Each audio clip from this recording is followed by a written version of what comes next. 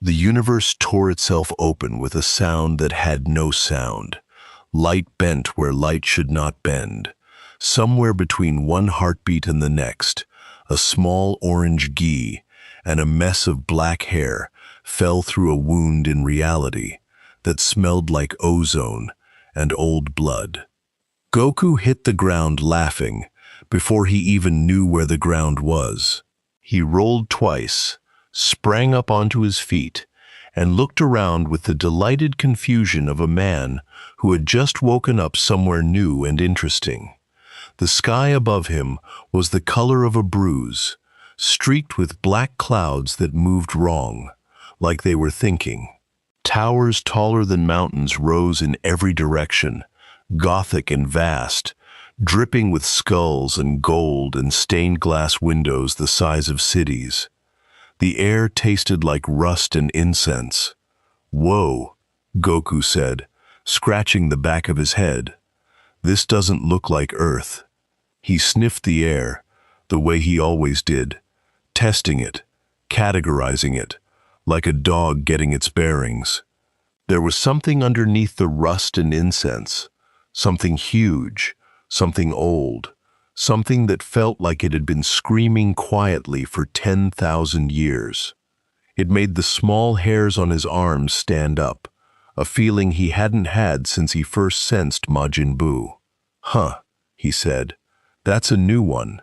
He was standing, though he did not know it yet, on a landing platform on the outer ring of the Imperial Palace on Terra, a structure so large that entire Earth nations could have vanished inside a single one of its wings.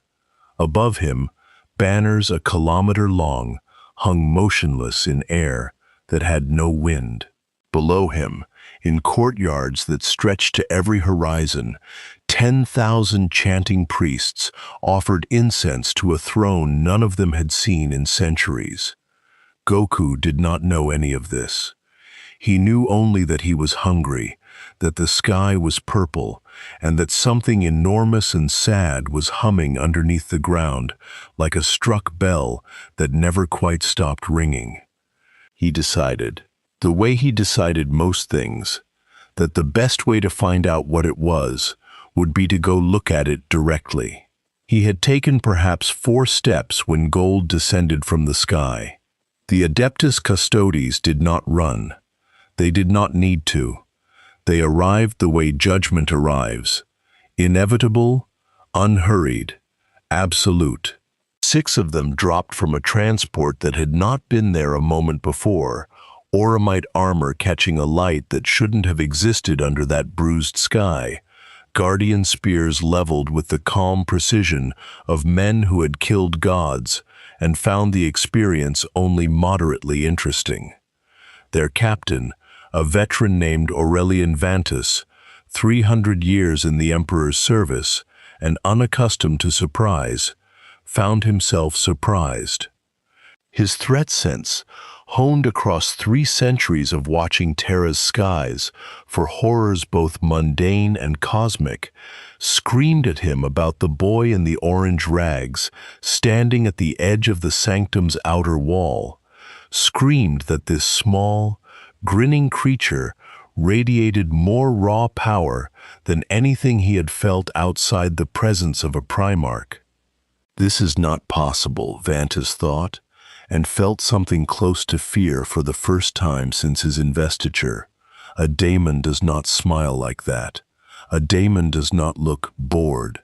"Identify yourself," Vantus said aloud, spear leveling. "State your business within the sacred perimeter, or be destroyed." Goku turned around, delighted. "Oh, hey, you're strong, like really strong. Are you a knight?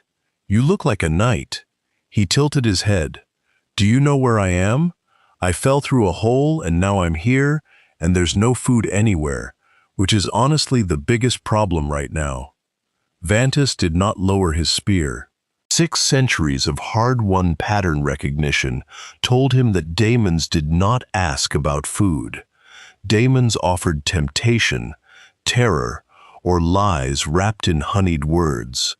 This creature asked about food the way a child might, with an honesty that felt almost more alien than horror would have. "You stand within 100 paces of the Sanctum Imperialis," Vantus said carefully. "Unauthorized presence here carries a sentence of immediate execution. I will ask you once more, what are you?" "I'm Goku," Goku said, like that explained everything, and in a way, to him, it did. "I'm a Saiyan. Well, half. It's complicated." "Are you gonna fight me? Because if you are, can we do it somewhere with food nearby? I get cranky when I'm hungry, no offense." One of the other custodians, a woman named Salesa Mar, whose voice came edged with the flat calm of someone who had personally executed rogue psychers by the dozen, spoke without lowering her own spear. "He shows no warp signature, no corruption markers, no taint at all, Captain. He reads as—" She paused, uncertain, which she disliked intensely. "He reads as clean, cleaner than clean. It's like looking at true north." "Clean things can still be dangerous," Vantus said. Then, to Goku, "You will come with us, peacefully or otherwise. The Emperor's law does not bend for strangers who fall from the sky." Goku brightened at the word Emperor. "Emperor? Huh? Is he strong?" I felt something huge under the ground, like a really long time ago. "Is that him? Does he want to fight?" Something in Vantus's chest went cold and still. He had guarded the Golden Throne long enough to know that no outsider spoke of the Emperor's presence so casually, so carelessly, as though asking whether a neighbor wanted to spar. And yet the boy had felt him, truly felt him, through walls of psychic wards that had turned aside daemon princes and greater warp entities alike. "You will not speak of the Emperor," Vantus said, voice dropping into something dangerous. "You will come with us now." "Okay," Goku said easily, hands going behind his head, entirely unbothered by 6 spears aimed at his throat. "But seriously, do you guys have snacks? I once ate a whole boar in one sitting, and I feel like I could do that again right about now." They took him, or rather, they escorted him, because it became rapidly uncomfortably clear to all 6 custodians that taking him anywhere he did not wish to go was not a realistic proposition.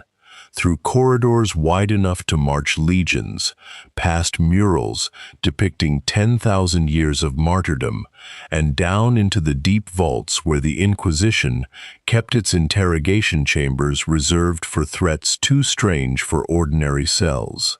Inquisitor Yasariel Kor arrived within the hour, summoned from her chambers in the Scholastia Psychana by a message flagged with the highest priority sigil she had seen in a decade. She was Ordo Malleus, Daemon Hunter by trade and temperament, a woman whose faith in the Emperor was matched only by her paranoia regarding literally everything else in the universe. She walked into the observation chamber, expecting horror. She found a young man in orange, sitting cross-legged on the floor of a containment cell, rated to hold Chaos Space Marines, eating, somehow, impossibly, despite there being no food provided, an entire loaf of stale ration bread that a guard had apparently taken pity and given him, and looking thoroughly unimpressed with the quality. "This is bad," Goku said conversationally, to no one in particular, chewing. "Really bad, like worse than Bulma's cooking, and that's saying something." "You will address the interrogator," Kor said through the vox, voice clipped and cold, "or you will be made to." Goku looked up at the observation window, grinned, and waved. "Oh, hi. Are you in charge? Can you get me better food? Also, is there a training area somewhere? I want to know how strong people are around here." Kor's stylus paused above her data slate. In 30 years of hunting daemons, cultists, and things that wore human faces like ill-fitting coats, she had developed an instinct for lies, a subtle wrongness in the eyes, in the cadence, in the way corrupted things always wanted something specific and dark. This creature wanted a sandwich and a sparring partner. It was, in its own bizarre way, the most disquieting interrogation she had ever conducted. Either this is the most sophisticated deception the warp has ever produced, she thought, watching him lick crumbs off his fingers with real enthusiasm, or it is exactly what it appears to be, and that is somehow worse. Innocence, this total, does not survive in this galaxy. It gets eaten, or it eats everything else by accident. "What are you?" she said aloud. "And where do you come from?" "I already told the gold guys," Goku said, a little put out, the way anyone gets when forced to repeat themselves. "I'm Goku. I'm from Earth. I fell through some kind of hole in the sky while I was training, and now I'm here. I don't really know where here is, but it's got a weird feeling, like everyone's really sad and really scared, but also really loud about believing in something." "Is that normal?" Kor's blood went cold at the casual, devastating accuracy of the observation. 10,000 years of faith, fear, and fanatic devotion, summarized by an alien boy in 9 seconds, with the offhand tone of someone commenting on the weather. "The Imperium of Man does not concern itself with the feelings of trespassers," she said, forcing steel back into her voice. "It concerns itself with threats. Are you a threat?" Goku considered this with real seriousness, the first genuinely thoughtful expression he'd worn since arriving. "I don't know. Depends what you mean. I don't want to hurt anybody who doesn't want to fight, but if somebody attacks people I like, or just, attacks anybody really, then yeah, I guess I'm a threat to them." He shrugged, cheerful again. "Mostly, I just want to find good food, strong people, and figure out what that big sad hum under the ground is. Oh, and probably go home eventually. My wife's gonna be so mad." It was the mention of the hum that made Kor's stomach drop. She left the observation chamber at a pace just short of running, comm bead already active, calling for a level 1 escalation to the High Lords of Terra themselves.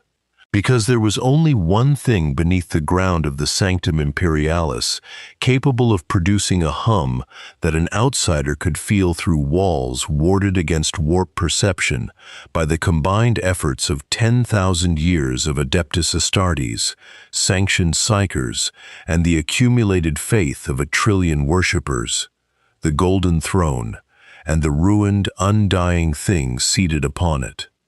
By the time the sun that was not truly a sun rose over the endless spires of the imperial palace, word had reached the highest echelons of the Adeptus Terra that something had fallen from the sky, felt the emperor's presence through wards meant to be absolute, and asked, with the tone of a child requesting a favorite toy, whether Rose of Rus, he wanted to fight. Grandmaster Vylandra Osk of the Ordo Malleus stood in the deepest sanctum beneath the palace, in a chamber accessible to fewer than 200 living souls, and looked at the readings her tech priests had gathered. The boy's biometric signature defied every known category.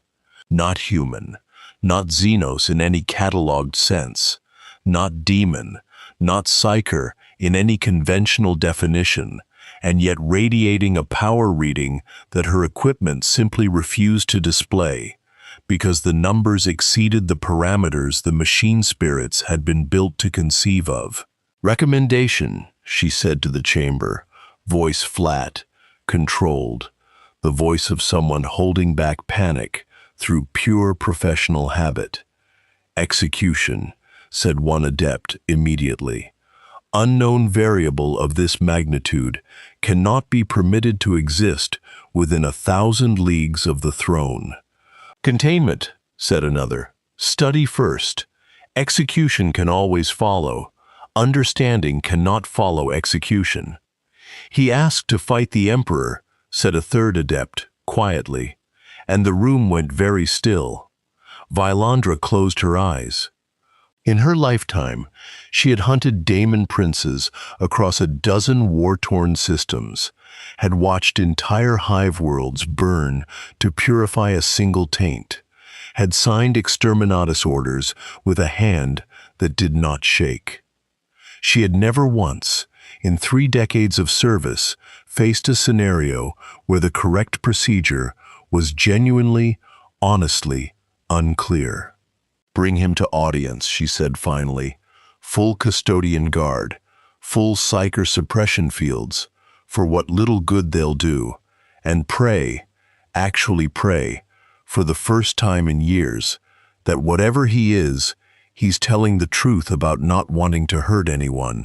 They brought Goku up from the vaults 3 days later, through corridors that grew steadily more magnificent, more ancient, more soaked in the accumulated weight of 10 millennia of desperate faith. He walked between 6 custodians without complaint, mostly because the walk gave him time to notice new smells, and one of those smells, coming from a side hall he was very firmly not permitted to enter, smelled distinctly like roasting meat, which he mentioned aloud no fewer than 4 times. You're very calm for someone being led to judgment, Salesa Mar said eventually, unable to help herself, walking a half-step behind him with her spear still, out of habit, angled toward his spine. Judgment sounds boring, Goku said honestly. I've done judgment before. Mostly it's just talking. I'd rather fight somebody strong, or eat something good. Talking's fine too, I guess, if the person's interesting. You may find, Amar said, something almost like dry amusement creeping into her otherwise iron voice, that where we are taking you, talking is rarely boring and rarely safe. They passed through the Eternity Gate, through halls where the very air seemed to grow heavier, denser, charged with something ancient and half alive. Goku's steps slowed, not from fear, but from something closer to recognition. The hum he had felt from 100 miles away now filled his entire body, a low, continuous note underneath everything, sad and vast and patient, like a war that had gone on so long it had forgotten it was fighting. That's it, he said quietly, all his usual cheer momentarily set aside. That's the sad thing. It's right here. Vylandra Osk, waiting at the threshold of the innermost sanctum with a dozen custodians and every high-ranking member of the Adeptus Terra she had been able to summon on short notice, watched the boy's expression change and felt her carefully constructed theories about demonic deception crumble slightly further. You feel him, she said. It was not a question. Yeah, Goku said, quiet, uncharacteristically subdued. He's really strong, but he's stuck. Like, he struggled for the words, frowning with real effort, an expression that looked strange on a face, built mostly for grinning. Like somebody who's been fighting so long, they forgot they could stop. He's tired. He's really, really tired. He has given everything for 10,000 years to keep this galaxy from drowning, Vylandra said, and there was real emotion in her voice now, an old grief worn smooth by repetition, but never quite healed.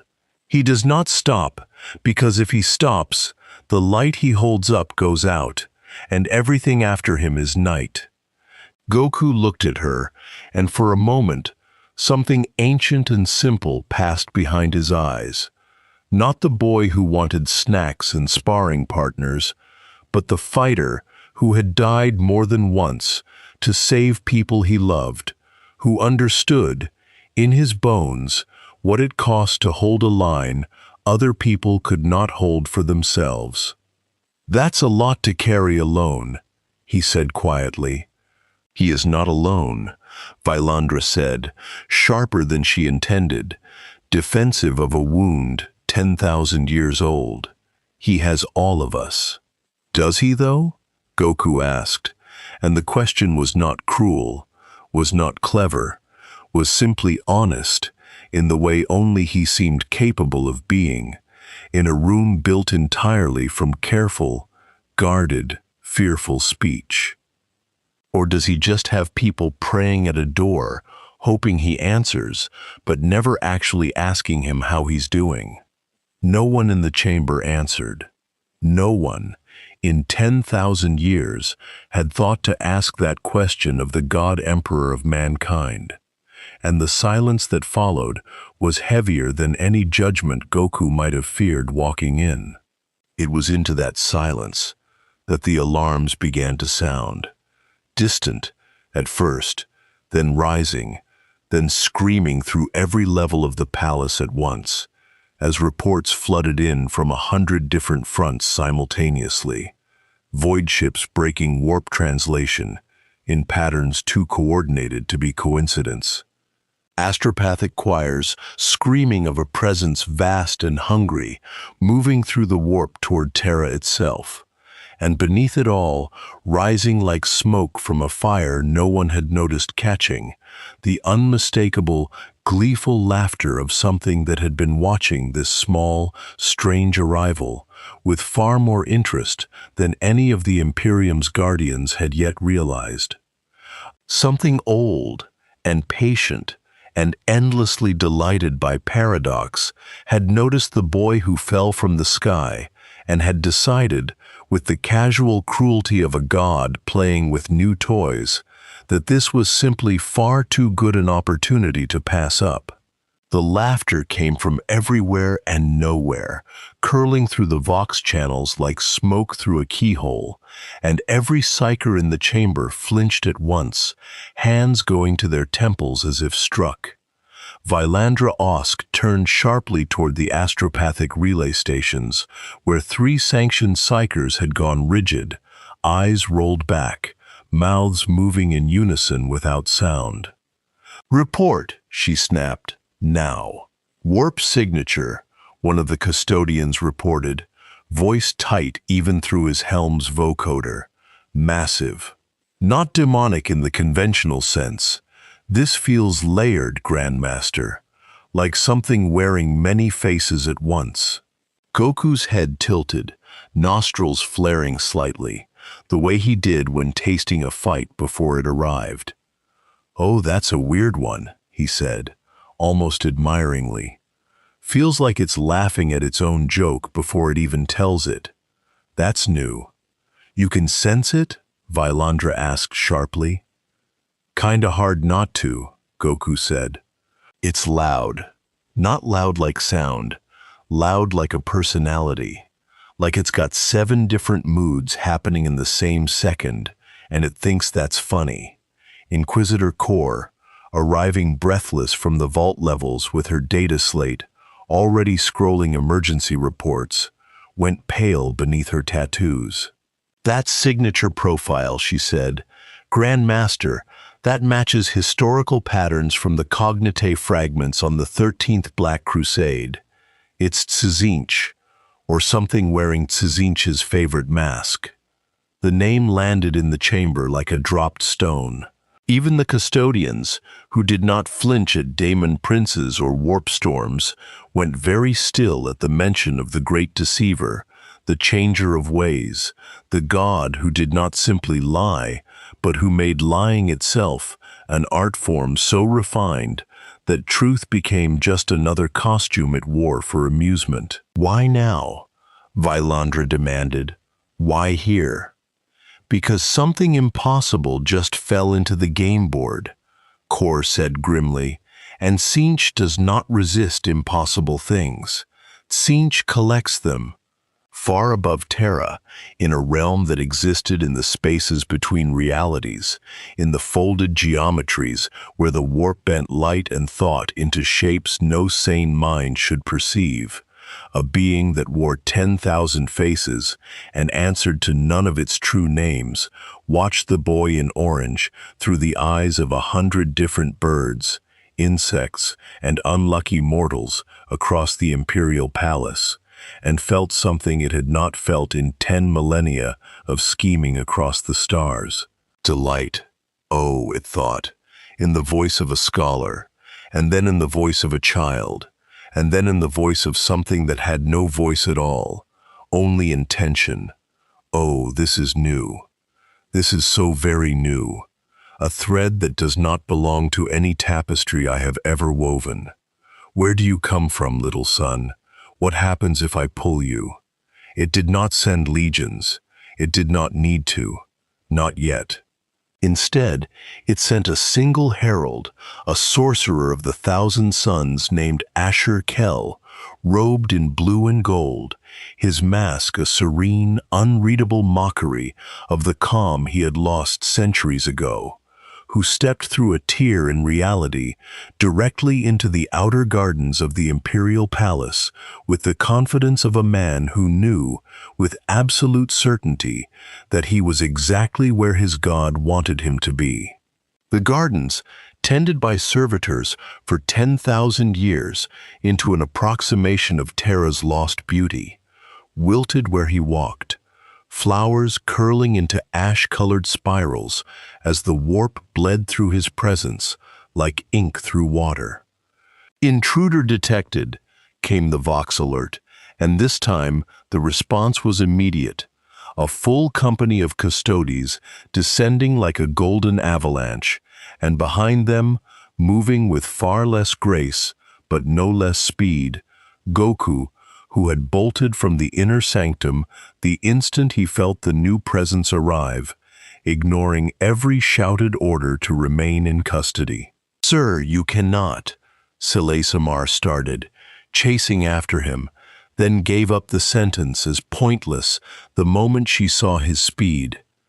Goku landed in the garden in a crouch, dust and ash scattering around him, and looked up at the sorcerer with open curiosity rather than hostility.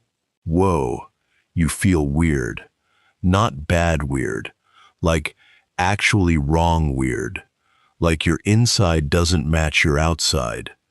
Asher Kell's serene mask tilted, unreadable, though the voice that came from behind it carried genuine surprise.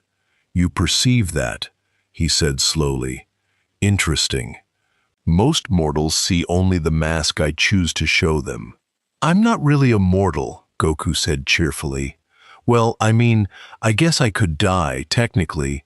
Everybody can die, but I've died before and it wasn't that big a deal, so maybe that doesn't count." He scratched his head. "Anyway, who are you? You're strongish. Not crazy strong, but your friend, or boss, or whatever. The laughing one. That one's interesting. What's it want?"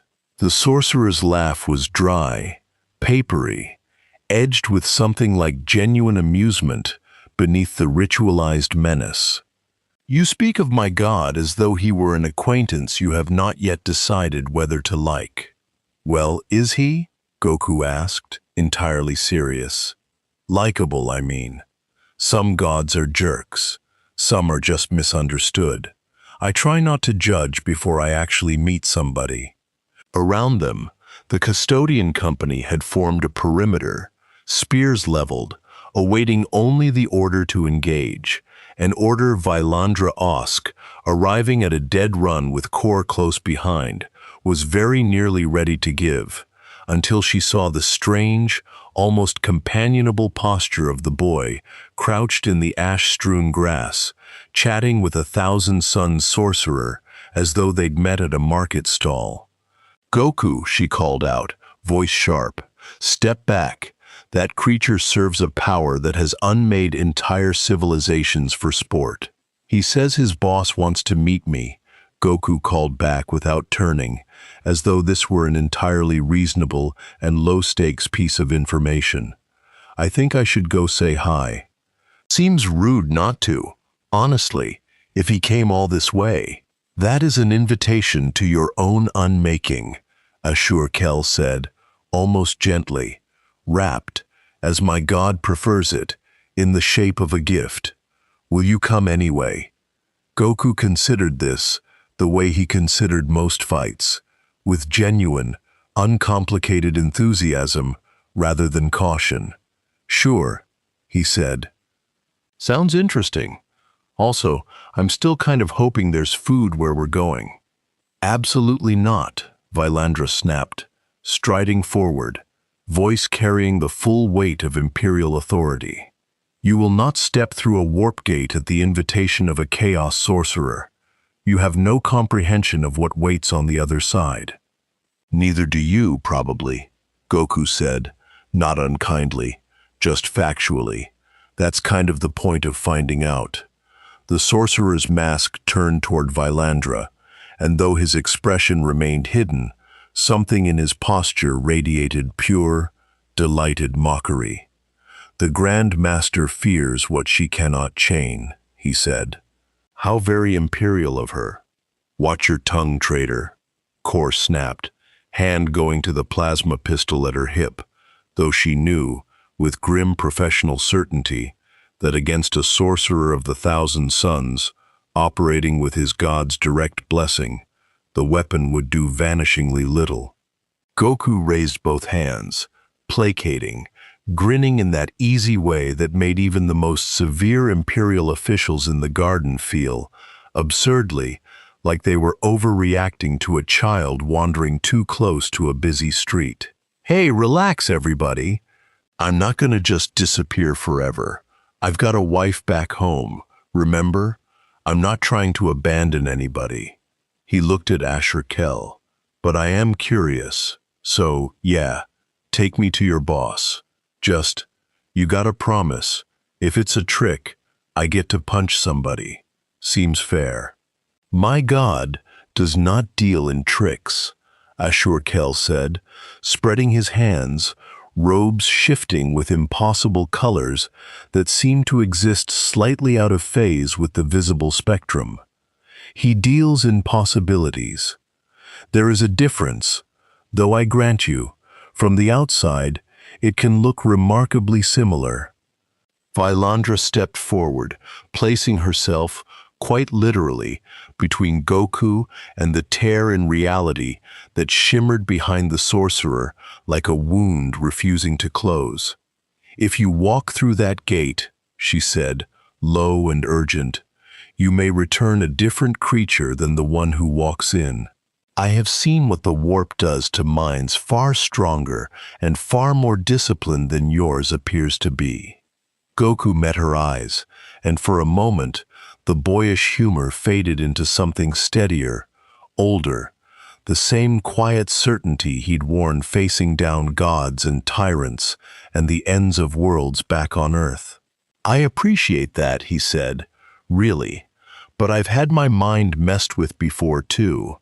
Turned into a monster once, actually. Bad one. Hurt people I loved without even knowing it. His voice dropped, just slightly, just enough to carry real weight. I know how scary that is, but I also know I came back from it. I trust myself more than I trust staying safe behind a wall, not looking at the thing that's actually going on. He turned back to the sorcerer before Vylandra could answer. Okay, let's go meet your boss. Ashur Kel bowed, mockingly formal, and the tear in reality widened, colors bleeding into shapes no human eye should parse comfortably, and Goku stepped through without a shred of hesitation, whistling something that sounded, absurdly, like a children's tune from a world 10,000 light-years and one impossible dimension away. The gate closed behind him with a sound like a held breath finally released, and the garden fell silent, except for the slow crumble of ash flowers settling back to the scorched earth. Goku landed, or floated, or simply arrived, the transition too strange to categorize cleanly, in a space that shifted colors with his own heartbeat, walls of shifting crystal displaying scenes from wars that had not happened yet, alongside wars that had happened 1,000 different ways. Books floated past, bound in skin that still occasionally blinked. A raven the size of a starship watched him from an impossible distance with 9 eyes. "Well," Goku said, looking around with the frank, unbothered curiosity of a tourist in a genuinely bizarre museum. "This is a lot." "It is everything," said a voice that came from every direction, and none, layered like a chord struck on an instrument built from centuries. "Welcome, little son. I have been waiting to meet something new for a very long time." The space folded, and where nothing had been standing, now stood a figure, tall, robed, its form shifting subtly between a scholar, a child, a many-armed horror, and back again, faster than the eye could properly track, as though it could not decide which mask suited the occasion, or perhaps did not care to choose at all. "You're the laughing one," Goku said, unimpressed by the theatrics in the specific way only someone who had fought literal gods for a living could manage to be. "Sinchas, right?" The Inquisitor lady said your name. "Among others," the being said, sounding delighted rather than offended. "Names are just another shape, little son. I have had 10,000 of them, and will have 10,000 more. But you have only one shape, and yet you arrive through a door that should not exist, carrying a power that does not fit any pattern I have ever woven. Do you know how rare that is?" "Not really," Goku admitted honestly. "I don't know much about your whole." He gestured vaguely at the shifting crystal walls, the blinking books, the impossible raven, situation. "I just know you feel like somebody who thinks everything's a game." "It is a game," Sainch said, and for just a moment, the shifting masks stilled into something almost sincere, almost tired beneath the endless performance. "Everything is a game, little son. The Emperor plays at order. My brother Korn plays at rage. My sister Slanesh plays at desire. My brother Nurgle plays at mercy through decay, which is the cruelest joke of all because he actually means it. And I play at change, because change is the only honest thing in a universe that pretends to be fixed."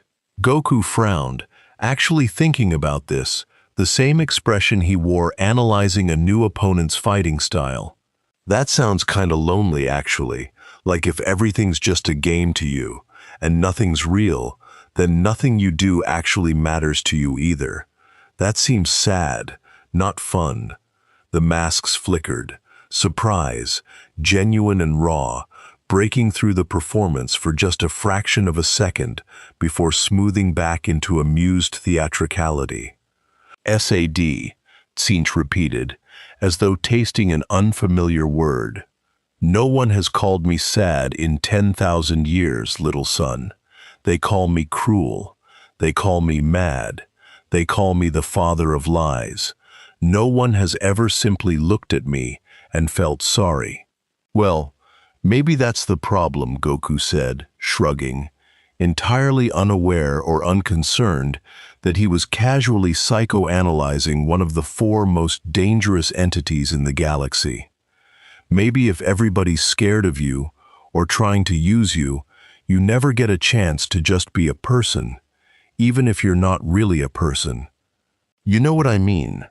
I am a god born from the accumulated ambition, deception, and hunger for knowledge of an entire species," Tsinch said, and the many masks arranged themselves, finally, into something that might have been the closest thing to genuine curiosity the entity had expressed in millennia. I am not supposed to be understood. I am supposed to be survived, or served, or feared. You do none of these things. Why? Goku grinned, the boyish, uncomplicated grin that had disarmed murderous gods and hardened generals alike across two universes. Because being scared of things is boring, and it usually doesn't help anyway. And I don't want to serve anybody. No offense, that's just not really my style. But I don't mind talking if you're not trying to trick me into something awful. Are you trying to trick me into something awful? Of course, Tsinch said immediately, brightly, without a shred of shame. I am almost certainly trying to trick you into something awful.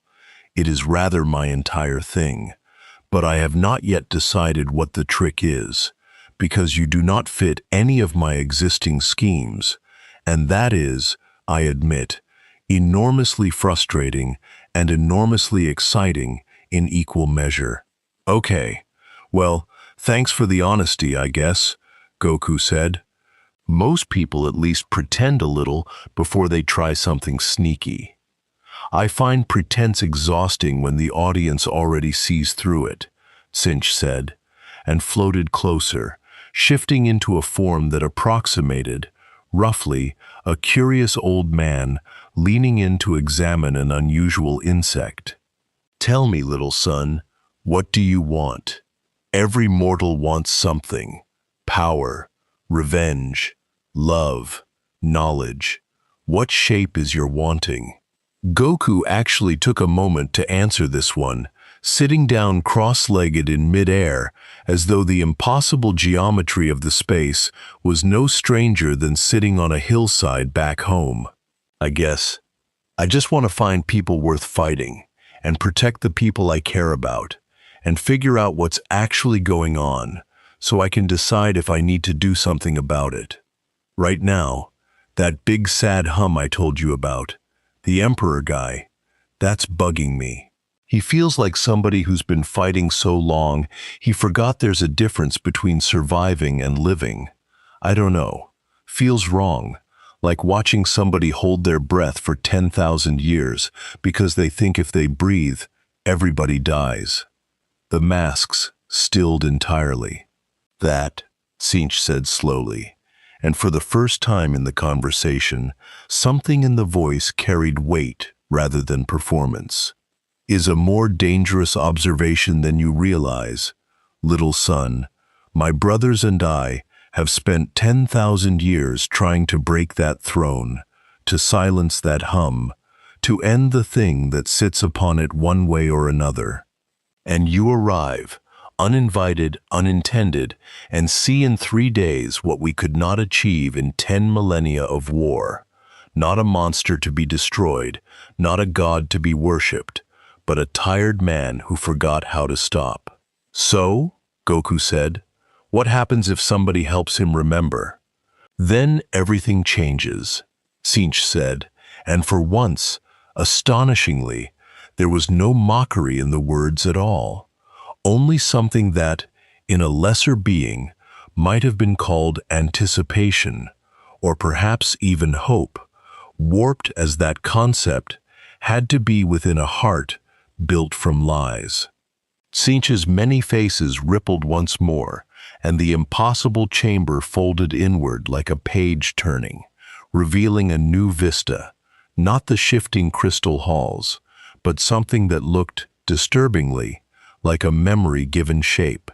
A war-torn plain beneath two suns, armies of bronze-armored warriors locked in combat with things too large and horrible to name, and at the center of it all, a single golden figure who fought without armor, without fear, and without end.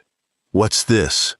Goku asked, standing now on solid ground that felt like memory rather than matter. "The Unification Wars," Tsinch said, voice softer now, almost reverent in its own twisted way. "Terra, before the Imperium, before the throne. He walked among mortals then, fought beside them, bled with them, even though he could not truly die. He built something from nothing, little son, and then he made a choice that unmade him. The scene shifted again, a great hall of iron and gold, 18 towering figures gathered around a throne, and one smaller shape, a boy with the face of betrayal already written across it, standing among them. Goku felt his chest tighten, recognizing something in that small figure's eyes that he'd seen before, in Gohan, in Trunks, in every child forced to grow up too fast under the weight of expectations too large to carry. "Who's that kid?" he asked quietly. "Horus," Tzeentch said, and something like genuine grief threaded through the multitude of voices. "The favorite son, the one who loved his father most, and who my brothers and I therefore found easiest to break. We did not create his doubt, little son. We only watered a seed that the emperor himself had planted, through silence, through distance, through the arrogance of a father who believed love could be shown through deeds alone, never through words." Goku watched the scene continue, brother turning against brother, a galaxy set alight, and at the heart of it, the golden figure standing alone on a ruined bridge, facing down the son he had raised, weeping in a way that had no tears because his body had long since stopped producing anything so mundane as sorrow's simplest currency. "He never told him he loved him," Goku said slowly, understanding dawning with the particular ache of a man who had made exactly that mistake with his own children more times than he liked to admit. He just assumed the kid would know, because he was busy saving everybody else. "Yes," Tzeentch said. And when that assumption failed, he mourned the son he lost and built an empire of faith to replace the love he could not give. He climbed onto the throne, not because he wished to rule forever, little son, but because he could not bear to watch another son betray him, and so he removed himself from any position where love could be offered or withheld again. He traded connection for safety, and has paid for it, atom by atom, for 10,000 years. Goku was quiet for a long moment, watching the golden figure on the bridge finally strike the killing blow that was not quite a killing blow, watching grief calcify into policy, watching an empire built on the bones of a father's broken heart. "That's the saddest story I ever heard," he said finally, and meant it completely. "It is also," Tzeentch said, "the most dangerous one, because a grief that old, that deep, does not simply heal because a stranger wishes it so, and a thing as powerful as the Emperor, if suddenly freed from the throne that both imprisons and sustains him, might not return as a father seeking reconciliation. He might return as something far more terrible, a grief given infinite power and no reason left to restrain it. So that's your trick," Goku said, understanding clicking into place with the swiftness of a man used to reading fights 3 moves ahead. "You want me to free him, not because you care about him being happy, because you think it might break something, and you like watching things break so you can see what grows in the wreckage." The masks rippled, caught, and unashamed of being caught. "I will not lie to you, little son, even though lying is my nature. Yes, part of me hopes for exactly that chaos, but part of me, the part born not from mankind's ambition, but from its curiosity, its hope that things could be other than they are, that part wonders if perhaps, just perhaps, something good could come of it instead. I do not know which outcome I want more. That uncertainty is, in its own way, the most honest thing about me."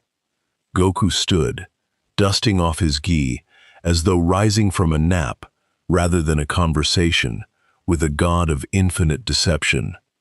"Well, I don't really care about your trick," he said plainly. "I care about that tired guy on the throne, and I think somebody ought to at least ask him what he wants, instead of everybody just deciding for him for 10,000 years. Seems like the least anybody could do." "And if he wants to stay?" Tsinch asked, tilting a dozen heads at once in genuine curiosity. After all this, he chooses the throne, chooses the sacrifice, chooses to remain the silent god, holding back the dark, because he believes no alternative exists? Then that's his choice, Goku said simply. But it should be his, not something everybody else decided for him, because they were scared of what happens if he gets to choose. That's not respect. That's just fear wearing a nicer coat. For a long moment, the god of change said nothing at all, and in that silence, something shifted in the endless folding halls of its realm. Not dramatically, not with thunder or fanfare, but quietly, the way a held breath finally, imperceptibly, begins to release. "Go then, little son," Tsinch said at last, and the words carried something that might, in a being capable of sincerity, have been called respect.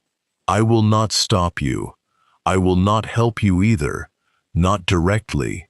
That would be too simple a game, and I have never cared for simple games. But I will watch. And when you fail, or succeed, or somehow manage both at once, which seems entirely possible given your particular talent for defying category, I will be watching that too."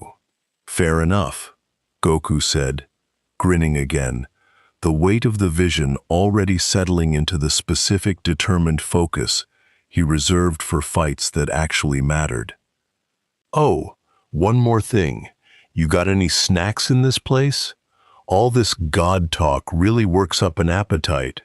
Something that might have been laughter, real laughter, unguarded and startled out of 10,000 years of performance, rippled through the shifting halls of the impossible fortress, and for just a moment, the changer of ways sounded almost, impossibly, like something close to happy." "No," Tsinch said, still laughing, "but I admire the consistency of your priorities, little son. Vow Bay. The door is open. Goku stepped back through the tear in reality, into the ash-scorched garden, to find the situation had, predictably, deteriorated significantly in his absence. The sky above the imperial palace had turned the color of an old bruise gone septic, streaked with crawling green light that Kor recognized immediately, with a sinking feeling in her stomach, as the unmistakable signature of a warp storm bleeding through weakened reality, the kind that heralded not a single sorcerer's mischief, but something considerably larger. "Report." Vylandra was snapping at a communications officer as Goku landed, dust scattering around his bare feet. "Astropathic choirs confirm it, Grandmaster," the officer said, voice shaking. "Multiple warp incursions across the subsector. Death Guard plague fleets converging on the approach corridors, and," he swallowed hard, "Hive Fleet Leviathan biosignatures detected at the edge of sensor range, 6 days out and closing." "That's not a coincidence," Kor said grimly. "Something drew them all here, something they can all sense." Every eye in the garden turned, unconsciously, toward the boy who had just stepped out of a Chaos God's personal dimension, looking mildly disappointed about the lack of snacks. "Okay, in fairness," Goku said, raising both hands defensively, "I don't think that one's actually my fault. Well, maybe a little my fault. But mostly I think everybody's just really excited I showed up, and that's kind of a them problem, not a me problem." "Explain," Vylandra said, in the tone of a woman who had exhausted her patience for cosmic riddles roughly 4 days ago and was now operating on pure professional discipline alone. "The laughing god, Tzinch, showed me something," Goku said, and for once, all the boyish humor fell away, replaced by something grave and focused. The Emperor didn't get stuck on that throne because he wanted power. He got stuck there because he lost somebody he loved, and instead of dealing with it, he built an entire empire so he'd never have to feel that kind of hurt again. And now he's so deep in it, he can't even remember there might be another way. Vylandra's jaw tightened, old grief and old faith warring visibly across her weathered features. "You speak of things you cannot understand, outsider. The Emperor's sacrifice preserves the only light against an endless dark. Its cost is irrelevant beside its necessity." "Maybe," Goku said. "Or maybe everybody's so scared of losing that light, nobody's stopped to ask if there's a way to keep it burning that doesn't need him to suffer forever to do it. I don't know the answer, but I know what it feels like to hold something in for way too long, because you're scared of what happens if you let it out. It doesn't get better on its own. It just gets heavier." The Vox officer's panicked voice cut through the moment. "Grand Master, new contact, close orbit, no transponder. It's not responding to hails, it's..." The sky above the palace tore open a second time, but this rupture bore no trace of warp corruption, no demonic signature, no chaotic bleeding of impossible colors. It simply opened, clean and sharp as a blade, and through it descended a figure in armor the color of dried blood, carrying an axe large enough to cleave a titan in half, moving with the singular, focused purpose of a being who had traveled countless light years for exactly one reason. "Blood for the blood god," the voice roared across the garden, and Goku's eyebrows rose in something between alarm and genuine, unfiltered excitement. "Oh hey," he said, grinning despite himself. "Now that one looks like it actually wants to fight." The world had a name once, though the Imperium's records listed it only as a supply designation, a mining colony on the fringe of a subsector so unremarkable that entire generations of administratum clerks had processed its tithe quotas without ever learning what its people looked like. Its sky was gray with industrial haze. Its people worked, prayed, and died in the particular quiet desperation of those too far from Terra's light to be seen, and too far from the front lines to be considered anything but forgettable. It was exactly the sort of place the galaxy usually overlooked, which was precisely why Goku found it so interesting. He sat on an overturned supply crate in the middle of the market square, surrounded by a slowly growing, deeply confused crowd of miners and merchants, eating something that had been thrust into his hands by a terrified stallkeeper, hoping the strange golden-eyed visitor would simply go away if fed. It was working, insofar as Goku had stopped asking increasingly personal questions about local cuisine and started asking increasingly personal questions about local problems instead. "So, let me get this straight," he said, mouth half full. "You guys dig up this, what'd you call it, Promethium? And ship basically all of it away, and you don't get to keep hardly any of it, even though you're the ones doing all the digging?" "That's the tithe, off-worlder," said an old woman named Irsa Kell, arms crossed, watching him with the particular flat suspicion of someone who had buried 3 sons in mine collapses and had long since run out of patience for outsiders asking obvious questions. "The Imperium takes what the Imperium needs. Has been that way since before my grandmother's grandmother." "Huh," Goku said. "Seems like a rough deal."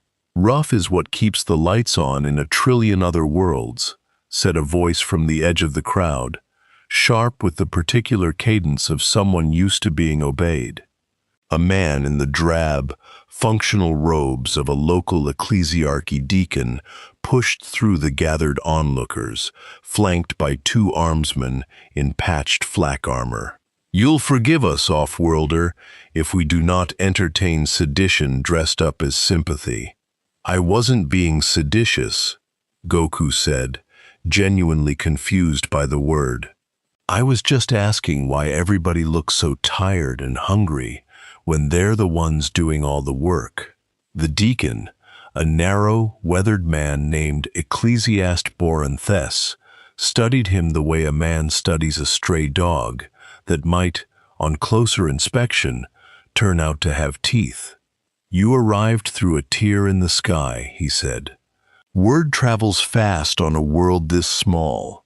Some already whisper you are a saint, others whisper daemon. I confess myself undecided which is more dangerous." "I get that a lot," Goku admitted. "For what it's worth, I'm neither. I'm just a guy who fell through a hole and got hungry." "A convenient story," Thess said, "for something wearing the face of a miracle." It was at that moment, with impeccably poor timing, that the ground shuddered, not with the tremor of mining charges, which the crowd recognized instinctively and flinched from without alarm, but with something deeper, wronger, a vibration that made every longtime miner in the square go pale and silent in the same half-second. "That's not ours," Yursakel said quietly. "That's not one of our charges." Goku was on his feet before anyone else had finished processing the sentence, head tilted, listening to something beneath the ground that only he could properly hear. "Oh," he said, quiet and focused. "That's new. Feels old and rotten, like something that's been asleep a really long time and just woke up angry about it." The mine collapse alarm began to wail across the settlement half a heartbeat later, and from the yawning black mouth of Shaft 9, the deepest, oldest excavation on the entire world, dug decades ago into strata no survey team had ever fully mapped, came something that was not rockfall, was not industrial accident, but a wet, chittering, multiplying horror that boiled up out of the dark like the earth itself had begun to fester. Gene stealers, dozens of them, then scores, moving with the eerie, coordinated silence of a threat that had been growing patiently in the dark for longer than anyone on this forgotten world had thought to check. "Xenos!" One of the armsmen screamed, already firing wildly, the las bolts doing little more than scoring chitin as the swarm surged upward into the market square. "Emperor preserve us! They've been under us this whole time." Goku moved. He was among the swarm before the second scream finished, and unlike the desperate, overwhelmed defense the settlement's meager armsmen could offer, his response carried the calm, terrible efficiency of someone who had faced exactly this shape of threat before, and understood precisely how much force was required, and not one measure more.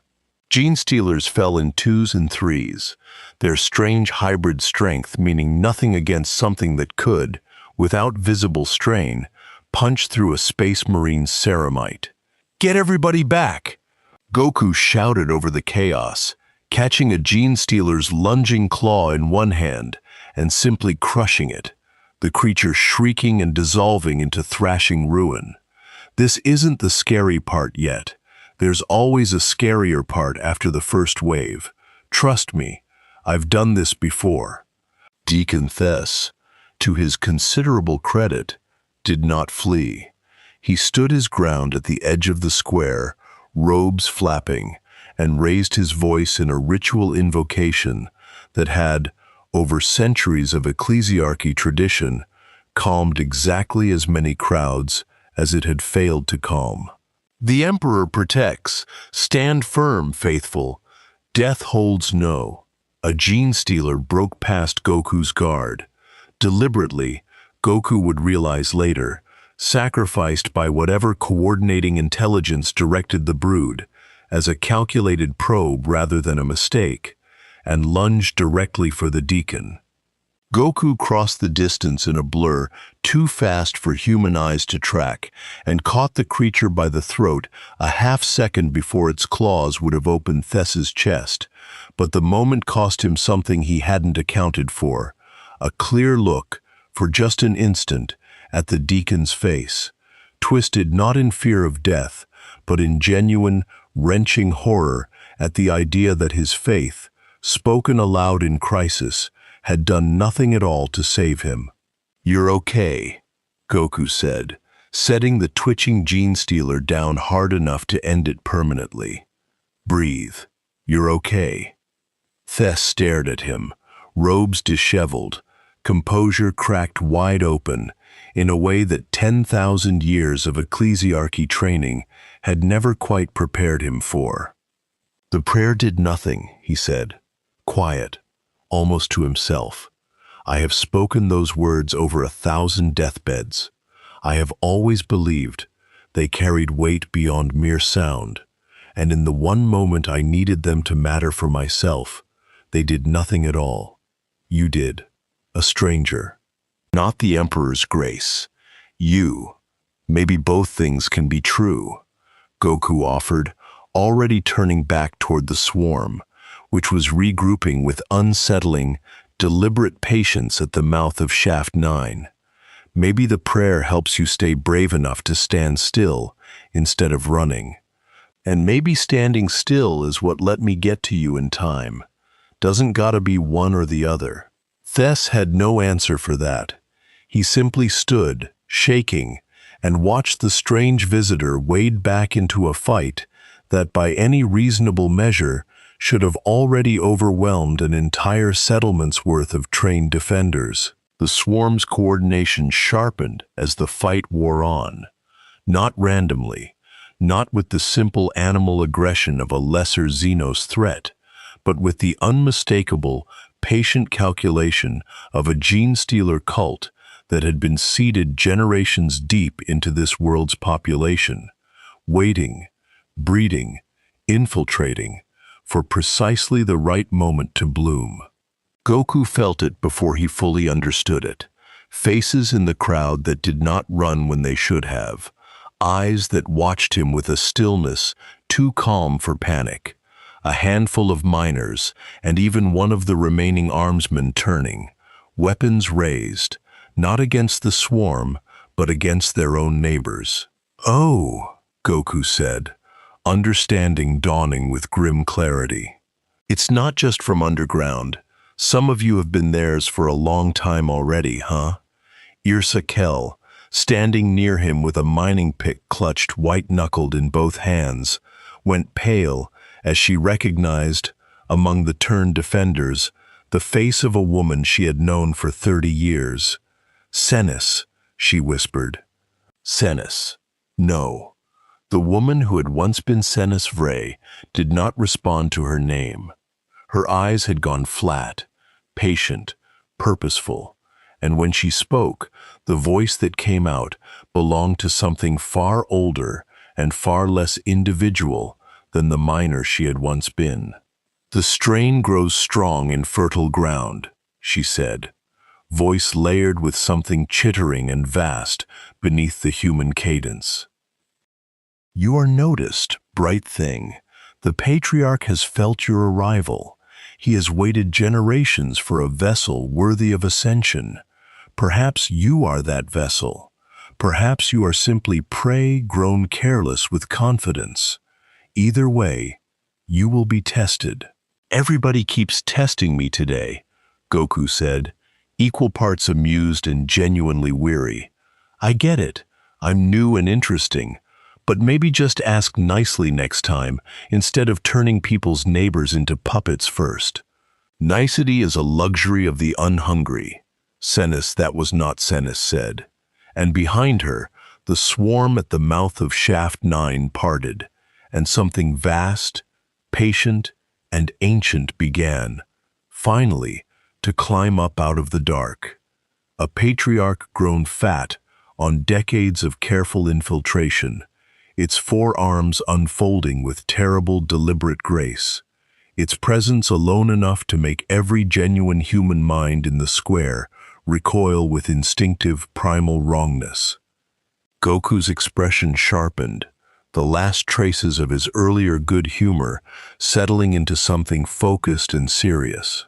"Okay," he said. "Now that's the scarier part I was talking about." The patriarch's psychic presence rolled across the settlement like a physical weight, and for a moment, even Goku, who had shrugged off gods and daemons alike in the span of a single week, felt something genuinely unfamiliar pressing against the edges of his mind. Not an attack exactly, but an invitation, patient and vast and utterly convinced of its own inevitability, whispering that resistance was simply a stage before assimilation, that even beings as strange and powerful as he was eventually became threads in a larger, hungrier pattern. Join. The patriarch's mind pressed against his, wordless and immense. Become part of something eternal. Alone, even the strongest thing eventually breaks. Together, nothing is ever truly lost. Goku considered this seriously, the way he considered every serious offer, weighing it with genuine thought rather than reflexive refusal. "You know," he said slowly, "that's actually kind of a nice pitch, not being alone. I get why some people would go for that."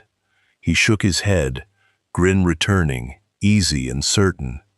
"But I've got people back home who love me exactly because I'm me, not because I'm part of something bigger that erases the parts that make me, me. I don't need to disappear into anything to not be alone.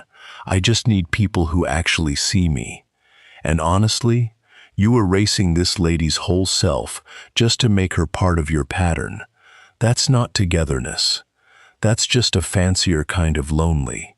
The patriarch's psychic pressure spiked with something like genuine anger at being refused, and the swarm surged forward as one, cultists and gene stealers alike, in a final, coordinated assault meant to overwhelm through sheer numbers what could not be overwhelmed through subtlety. What followed was, by the account of every surviving witness in that market square, less a battle than an act of nature. Goku moved through the swarm with an intensity he had not yet shown on this strange, unremarkable world, careful even now to spare the cultists where he could. A stunning blow instead of a killing one, a restrained strike that broke bones instead of ending lives, while reserving his full, uncompromising force for the patriarch itself, which met its end not with drama or grand final words, but with the same blunt, decisive finality Goku had shown the bloodletter of corn days earlier. One clean strike, and the ancient, patient horror that had waited generations to bloom simply ceased, its psychic hold over the settlement's infiltrated population snapping like a severed cord. Senis Vray collapsed to her knees, gasping, tears streaming down a face that belonged to her again, and Yrsa Kell was at her side in an instant, holding her, weeping with the particular, wrenching relief of someone who had feared, for one terrible hour, that she had already lost this friend for good. The square fell quiet, littered with dissolving alien matter and the ragged, exhausted breathing of survivors who had, against every reasonable expectation, actually survived. Deacon Thess approached slowly, robes torn, composure still fractured, but rebuilding itself around something new. "You could have simply purged them all," he said quietly, looking at the cultists now sitting, dazed and freed, under guard rather than lying dead. The Ordo Hereticus would have. Purity through fire is doctrine, not cruelty, when the alternative is contagion. Maybe, Goku said, but most of these people didn't choose to get infected. That thing got into them slow, over years, probably without them even really knowing. Seems like punishing them the same as the monster that did it to them kinda misses who the real bad guy was here.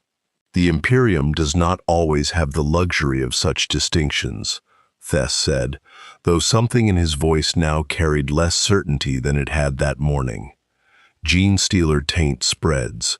Mercy shown today may breed 100 new infiltrations tomorrow.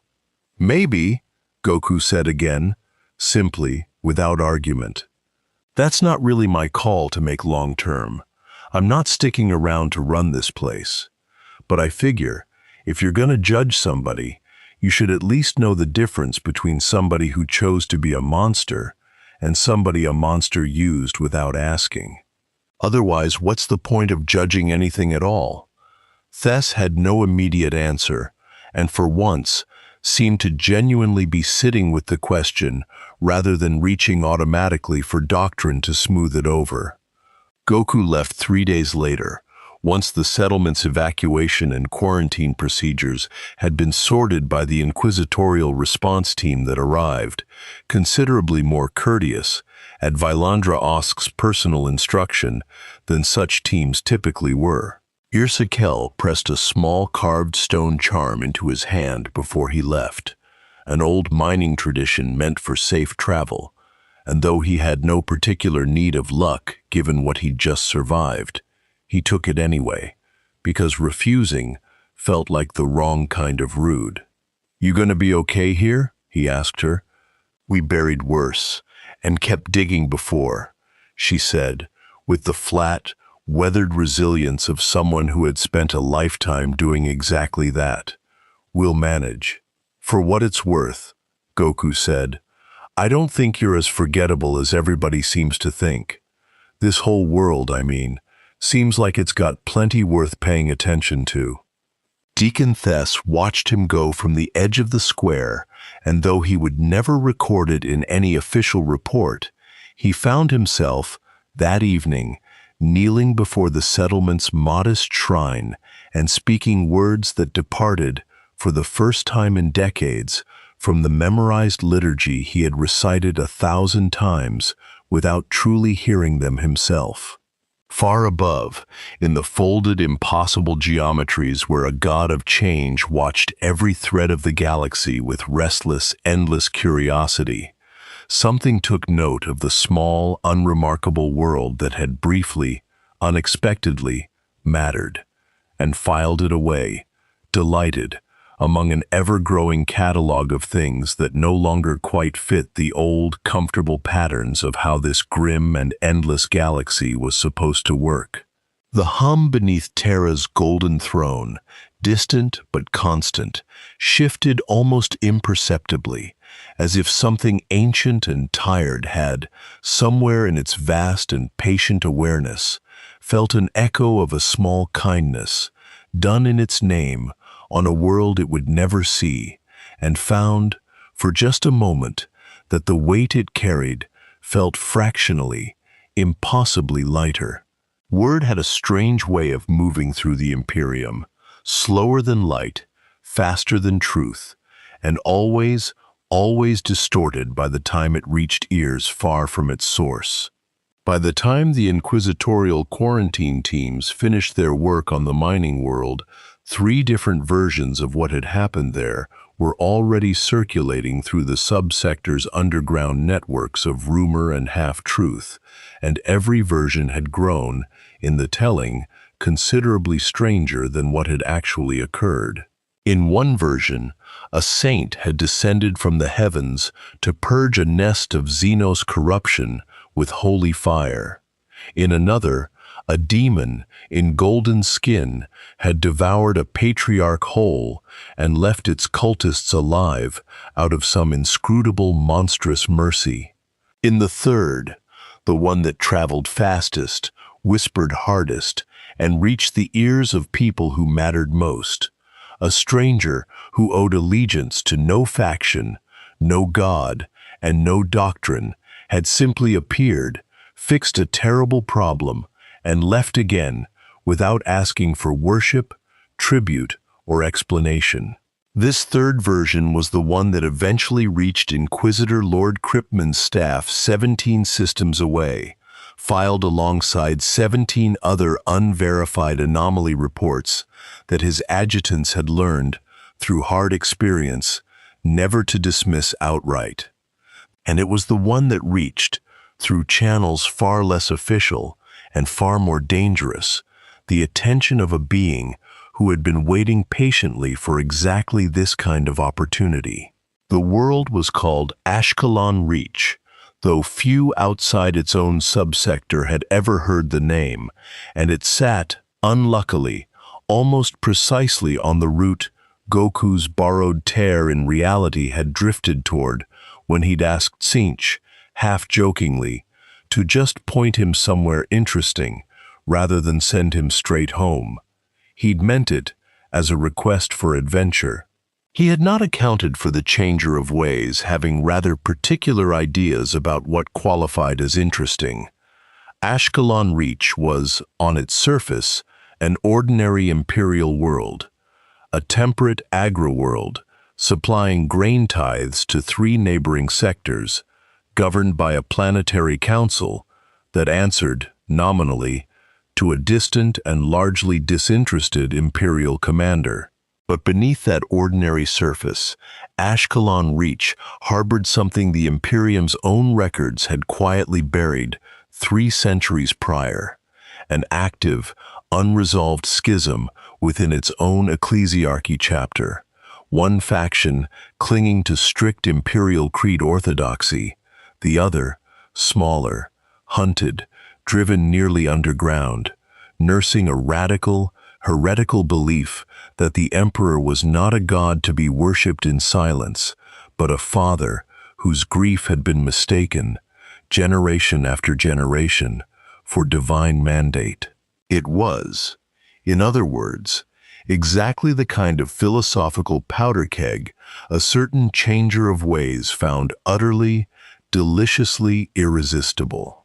Goku arrived in the middle of a town square mid-sermon, which was, by his own later admission, probably not the best timing, but also kind of funny in hindsight.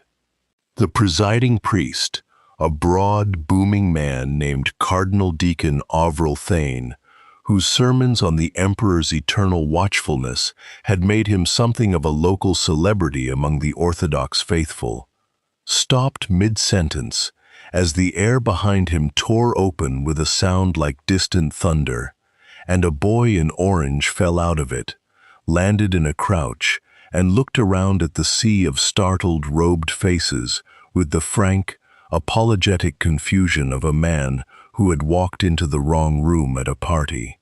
"Oh," Goku said. "Sorry, didn't mean to interrupt. Please, keep going, I'll just—" He gestured vaguely toward the back of the crowd. No one kept going. Several thousand pairs of eyes remained fixed on him, and the silence stretched long enough to become its own kind of pressure. "You," Cardinal Deacon Thane said finally, voice carrying the particular tremor of a man whose entire worldview had just been challenged by an inconveniently literal miracle, "are the one from the reports, the one who walked among demons and gods and did not fall." "I mean, I guess," Goku said. "I don't really know what reports you're talking about, but that description's not wrong, so sure." "The Emperor sends you," Thane said, not quite a question, hope and terror mingling in his voice in equal measure. "A sign. After 10,000 years of silence, he sends a sign at last, and it falls into my square, on this day, before my congregation." "Whoa, hold on," Goku said, raising both hands. "I don't think anybody sent me anywhere exactly. I kind of just ended up here." It's a whole complicated story, But the short version is a trickster god pointed me at interesting, and this is apparently what interesting looks like. The mention of a trickster god sent a visible ripple of alarm through the assembled crowd, and Thane's expression hardened rapidly from awe back into suspicion. A creature that speaks with the tongues of chaos in the same breath as claiming innocence, he said, voice rising for the benefit of the crowd now rather than for Goku himself. Is this truly the Emperor's sign, or a test of our faith sent by the archenemy to see who among us falls first? Okay, that's a really big leap from, "A trickster pointed me here," Goku said, genuinely a little exasperated now. "Look, I'm not with chaos.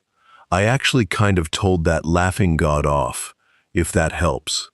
I just don't love lying about stuff, even when the truth's a little weird." It was into this rapidly escalating tension that a second figure pushed forward from the edges of the crowd, smaller, older, dressed in robes far plainer than Thane's ceremonial vestments, her face lined with the particular exhaustion of someone who had spent years arguing a losing position against an entrenched and powerful orthodoxy. This was Sister Ilyana Vosk, leader, if a movement of perhaps 40 scattered, hunted believers could be said to have a leader, of Ashkelon Reach's underground schismatic sect, the Children of the Unburdened Father. "He speaks the truth as he understands it," Vosk said, voice carrying despite its quietness, the crowd parting slightly to let her through. "That much at least, I can see clearly. The question is not whether he lies, Cardinal Deacon. The question is whether the truth he carries is one this congregation is prepared to hear." Thane's expression darkened further. "Sister Vosk, I might have known your faction would seize upon any anomaly to further your heresies." "They are not heresies if they are true," Vosk said simply, and turned to Goku with an intensity that made him take an involuntary half-step back. "You spoke with him, the Emperor, truly, directly. This is what the reports claim. Tell me plainly, stranger, did you find a god upon that throne, or did you find a father who has forgotten how to stop grieving long enough to remember he is also, still, in whatever broken way remains to him, a person?" Goku considered her, considered the question, and answered with the same simple honesty he'd offered everyone else on this strange, sprawling journey. "The second one," he said. "Definitely the second one." A collective gasp rippled through the orthodox portion of the crowd, and Thane's face went nearly purple with fury. "Blasphemy," he said, voice shaking. "The Emperor is the eternal light of mankind, the undying guardian, He's also really, really tired," Goku said, not unkindly, but without backing down either, "and really lonely. Those two things can be true at the same time as him being important and powerful and worth believing in. I don't think believing in somebody means pretending they don't hurt." "You would have us believe our God suffers," Thane said, "grieves, doubts. You would strip from 10,000 years of faithful worship the very foundation of its certainty." "I'd have you believe he's real," Goku said. "Actually real, not just a symbol you pray at. Seems like that ought to make believing in him mean more, not less." Sister Vosk's eyes had filled with tears she made no effort to hide. Decades of quiet, dangerous conviction, finally, unexpectedly validated by a stranger who owed her movement nothing and had no reason to lie on its behalf. "We have said this," she whispered. "For 200 years, we have been hunted, burned, silenced for saying precisely this. And you say it so easily, as though it costs you nothing at all to speak plainly. It shouldn't cost anybody anything to just tell the truth about somebody they love." Goku said. That's kind of the problem, honestly. Seems like a lot of people here decided somewhere along the line that loving somebody means never admitting they're hurting. That's backwards. Loving somebody means noticing when they're hurting and actually caring about it. Thane, sensing the crowd's uncertain, shifting mood, made the decision, the wrong decision, though he would not realize it for some time, to escalate rather than yield. "Guards," he called out, voice cracking with the particular desperation of an authority figure who feels control slipping through his fingers in real time.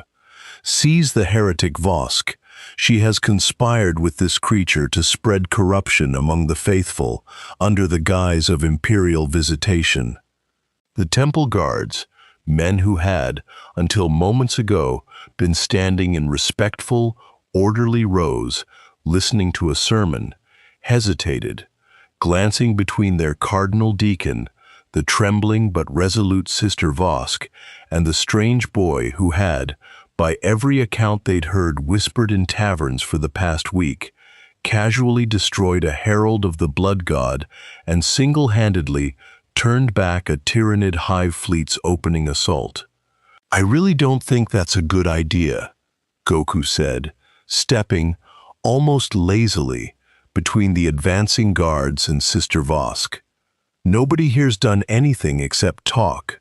Arresting somebody for talking seems like a pretty rough way to handle a disagreement."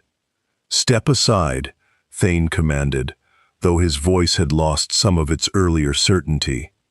"This is a matter of ecclesiarchy law, outsider.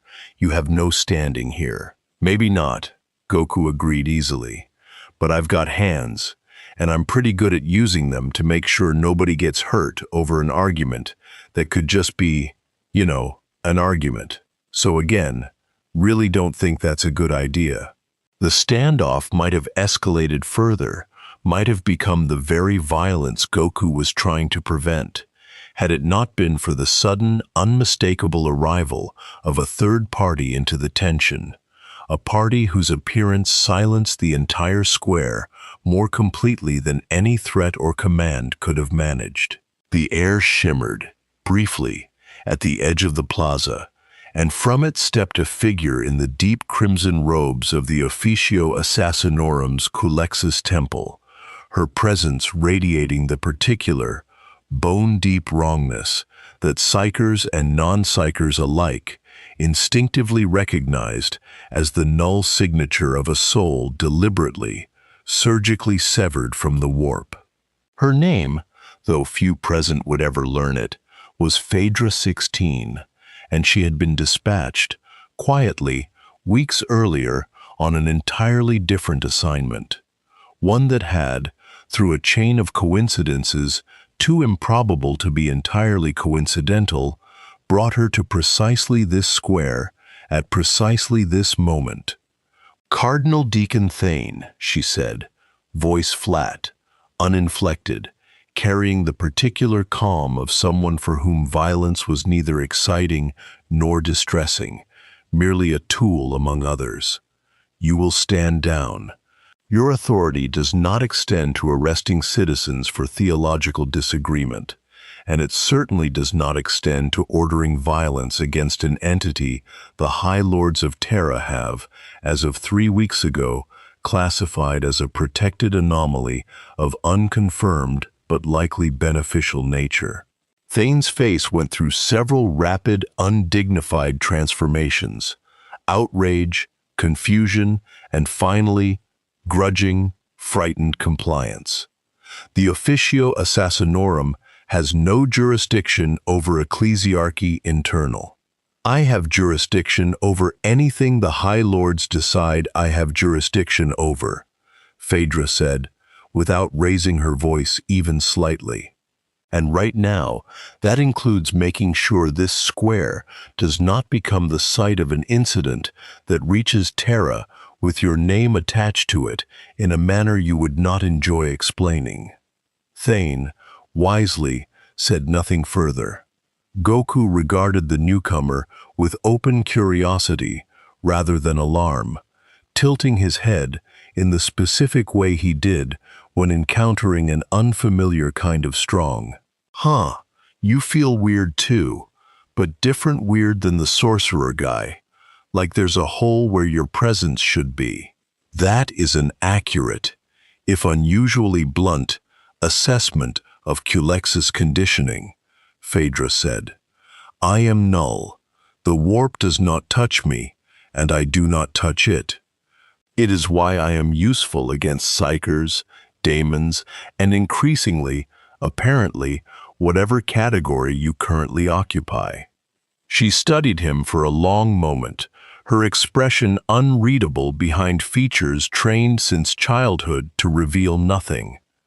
The Inquisition debated, at length, whether you constitute a threat requiring termination. I was, until 3 weeks ago, the agent assigned to make that determination, and if necessary, to act on it. The square went very still. Sister Vosk's hand rose instinctively toward her own throat. Even Thane looked, for a moment, genuinely unsettled, rather than merely outmaneuvered. And? Goku asked, entirely unbothered, the way he always seemed to be when someone described plans for his own potential destruction. What'd you decide? That you are, by every meaningful metric available to Imperial intelligence, exactly what you present yourself as, Phaedra said. A being of extraordinary power and thoroughly ordinary motive. You want food, conflict worth having, and people worth protecting. It is, I confess, the least complicated threat assessment I have filed in 11 years of service. That's a relief, Goku said, grinning. So we're cool? We are cool, Phaedra confirmed, with the barest, almost imperceptible flicker of something that might, in a being less thoroughly conditioned against emotion, have been amusement. Though I would recommend you exercise more caution regarding local theological disputes in future. Not every conflict on this scale requires your intervention, and not every world you visit will have an Assassinorum agent conveniently present to prevent an incident. Fair, Goku said, though for the record, I wasn't gonna let anybody arrest somebody just for saying something true out loud. Some things are worth stepping into, even without backup. Phaedra studied him a moment longer, then turned to address the square as a whole, voice carrying with the flat, absolute authority of someone whose word, in this narrow context, superseded even a cardinal deacon's. Sister Vosk will not be detained. The theological dispute between the ecclesiarchy's orthodox and schismatic factions on this world will be resolved through proper channels, reported to the Ministerum's central authority for formal review, and not through unilateral arrests conducted in a public square before witnesses. Is this understood? Thane, robbed of any further recourse, gave a stiff, furious nod. The crowd dispersed slowly, in clusters of hushed, urgent conversation, and Sister Vosk approached Goku once the worst of the tension had bled out of the square, her expression a complicated mixture of gratitude and something more searching. 200 years, she said quietly, we have whispered what you said aloud without a second thought, and in 5 minutes you accomplished what 2 centuries of careful, dangerous advocacy could not. You made people listen, if only because they were too astonished by your presence to look away. I didn't really do anything special, Goku said, a little uncomfortable with the weight she was placing on it. I just said what seemed obviously true to me. You're the one who's been saying it for 200 years, even when nobody wanted to hear it. That's the actually hard part. I just showed up and got lucky with timing. Perhaps, Vosk said, or perhaps, sometimes truth needs an unlikely messenger before people are willing to consider it at all. I do not know if what we believe will ever become doctrine, stranger. I do not know if the ecclesiarchy will ever admit that faith and grief might share the same throne. But today, for the first time in longer than I can remember, it felt possible. That is not nothing. Goku smiled, warmly, genuinely pleased despite his earlier deflection. That's not nothing at all, he agreed. Phaedra 16 fell into step beside him as he made his way toward the edge of the square, her presence still radiating that peculiar, unsettling absence that made Goku's danger sense itch faintly without ever quite escalating to alarm. "You are drawing a great deal of attention across this sector," she said, not quite a warning, not quite idle observation. Chaos gods, daemon heralds, tyrannid hive fleets, ecclesiarchy schisms. In under 2 weeks, you have touched more of the Imperium's deepest fault lines than most agents encounter in a lifetime of service. "Yeah, I've noticed that too," Goku admitted. "Things just kind of happen around me. Always have. I don't go looking for it exactly. Well, okay, sometimes I do go looking for it, but mostly it just finds me." "The High Lords remain divided on what to do about you," Phaedra said. Some advocate continued observation. "Some advocate recruitment, if such a thing is even possible, with an entity as fundamentally uncontrollable as you appear to be. And some," she paused, the pause itself carrying weight, "still advocate termination, regardless of the risk, on the theory that an anomaly this disruptive to established patterns cannot ultimately be anything but dangerous, whatever its stated intentions." "That's fair, I guess," Goku said, unbothered. "I'd probably be a little suspicious of me too, if I were them. But for what it's worth, tell whoever's still on the kill him side that I'm not really looking to run anything or take over anything. I just like fighting good fights, meeting new people, and helping when I can. If that stops being true, they'll probably notice before I even do." "That is either remarkably reassuring," Phaedra said, "or remarkably naive." "Probably both," Goku said, grinning. "That tends to be how it goes with me." She studied him a moment longer, and then, unexpectedly, extended something toward him. A small data slate, encoded with a single, simple astropathic relay frequency. "If you find yourself in need of assistance navigating imperial bureaucracy, or simply wish to avoid further incidents like today's, this frequency will reach my temple directly. I make no promises regarding response time or willingness, but I find myself, against considerable professional instinct, curious to see what you do next." "Thanks," Goku said, taking it, though he had no clear idea yet how any of this technology actually worked. "I'll try not to need it, but I appreciate it." "Try," Phaedra said, "is the operative word with someone like you." And with that, she turned, and within a few steps had vanished back into whatever shadow or transport had brought her, leaving no trace but the faint, lingering wrongness of her passage.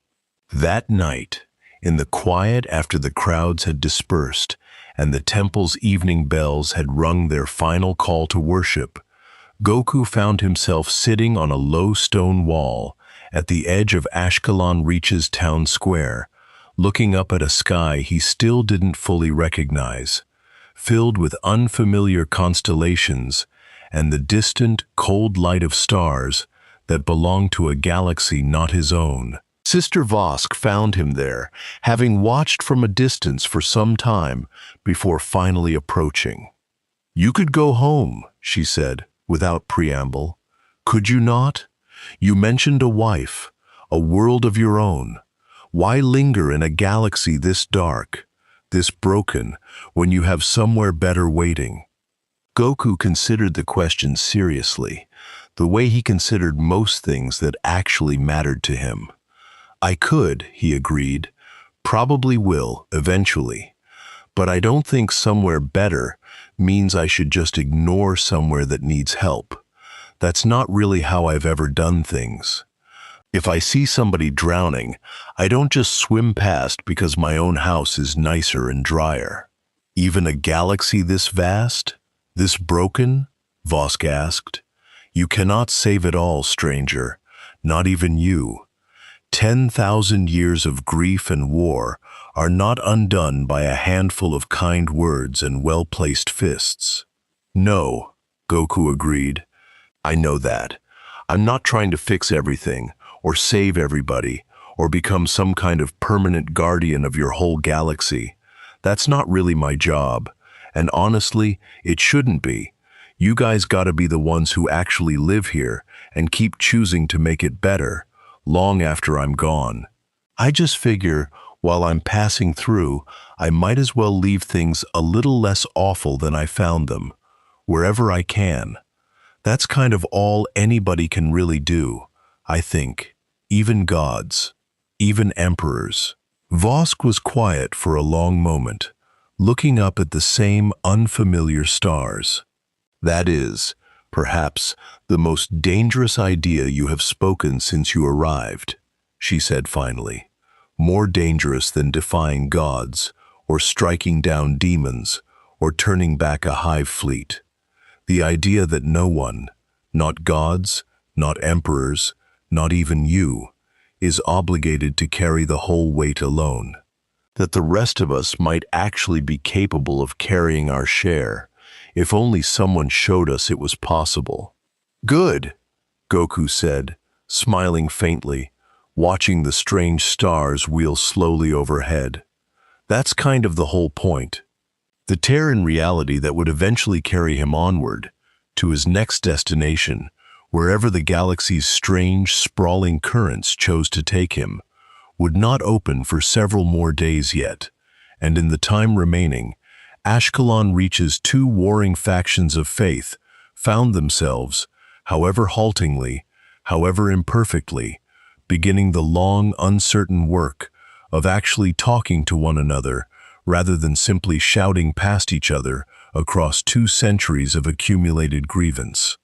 It would not be resolved swiftly. It would not be resolved cleanly. 10,000 years of doctrine did not unmake itself in a season, and the ecclesiarchy's central authority, when the formal reports eventually reached them, would spend years debating what, if anything, to do about a small agri-world's inconvenient theological rebellion. But something had shifted, quietly, the way such things always seem to shift in the wake of Goku's passing. Not a revolution, not a miracle in the grand, thunderous sense the galaxy's countless faithful might have wished for, but something smaller and sturdier, and perhaps, in the long run, more lasting. The simple, dangerous idea that truth, spoken plainly and without fear, might matter more than the comfortable silence built to avoid it. Far above, in the golden dark beneath Terra's endless spires, the hum beneath the throne shifted again, almost imperceptibly, as if something ancient and patient had felt, once more, a small and distant echo of change rippling outward through a galaxy it had spent 10,000 years trying, alone, to hold together. Hope, it seemed, had begun, quietly, stubbornly, one small world at a time, to spread. The tear that finally opened for Goku above Ashkelon Reach did not take him home. It took him, instead, somewhere colder, a void station drifting at the edge of a system so far from Terra's light that even the Astronomican's guiding psychic beacon reached it only as a faint, dying whisper, more felt than seen by the sanctioned psychers who still, out of habit and diminishing hope, kept watch for it. The station was called Kalis Vantor, and it had once been a proud way station for merchant fleets and pilgrim convoys traveling the long, dangerous corridor between 2 major subsectors. Now it drifted half-dark, half-populated, a relic of better centuries, slowly succumbing to the particular rot that afflicted forgotten places throughout the Imperium. Not corruption exactly, not yet, but the slow, grinding despair of people who had been abandoned by the Empire they still, out of habit, prayed to every night. Goku landed on a maintenance gantry with a soft thud, looked around at rusted metal and flickering lumen strips, and immediately noticed the smell. Not food this time, but something worse. Fear. Old, settled fear.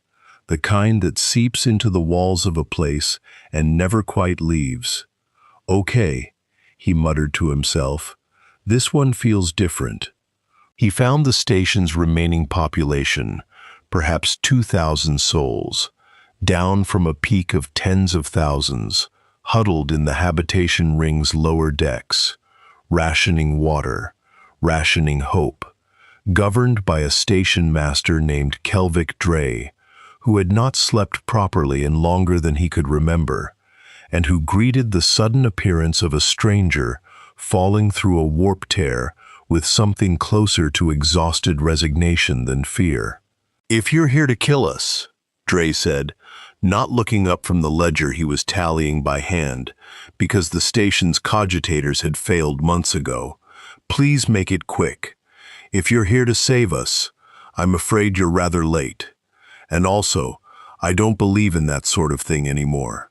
"Neither," Goku said. "I'm just here because I fell out of the sky, and this place feels really sad, and I wanted to know why." Dre finally looked up, taking in the orange gi, the improbable calm, the utter absence of any faction insignia he recognized. "You're the one," he said slowly. "The stories. The boy who fights gods." "I mean, I've fought a couple," Goku said. "What's going on here? This place feels like it's been holding its breath for a long time." Dre's laugh had no humor in it at all. 6 years ago, the Administratum reclassified our supply route as non-priority. 6 years, stranger. No relief convoys, no replacement parts. No word from anyone who might actually help us.